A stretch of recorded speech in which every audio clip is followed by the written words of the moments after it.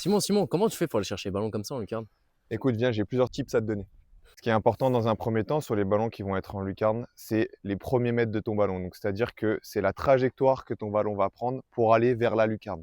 Une fois que tu as déterminé la trajectoire de ton ballon, l'important, ça va être ton jeu de jambes. Est-ce que tu as besoin de partir d'une position arrêtée et pousser direct ou est-ce que tu vas avoir besoin de faire quelques petits pas pour te rapprocher du ballon et pouvoir intervenir? Sur ce genre de ballon, je te conseille de faire les plus petits pas possibles, pas faire de trop grands pas parce que ton impulsion ne sera pas bonne parce que tu n'auras justement pas les bons appuis. Alors que si tu restes sur des petits pas, à n'importe quel moment, tu peux déclencher ta poussée. Une fois que tu as fait tes petits pas et que tu es dans ta phase de poussée, là, quand on va sur des ballons mi-hauteur et encore plus en lucarne, on vient pousser avec la jambe intérieure. Parce que si tu viens pousser avec cette jambe extérieure, tu n'auras pas la puissance nécessaire pour pousser en haut. Alors que si tu viens avec cette jambe-là, tu vas pouvoir aller beaucoup plus loin.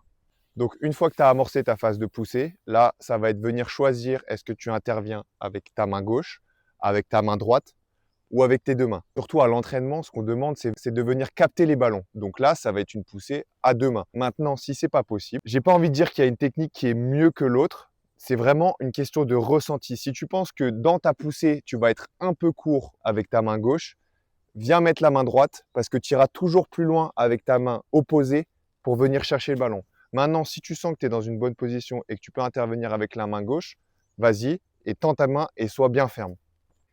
Et au niveau de ton plongeon, il faut toujours que ça se fasse vers l'avant. Pourquoi vers l'avant? Parce que tu vas être plus dynamique et sur une frappe qui va être puissante, tu vas être plus apte à recevoir le choc et à dévier le ballon si tu ne peux pas la capter.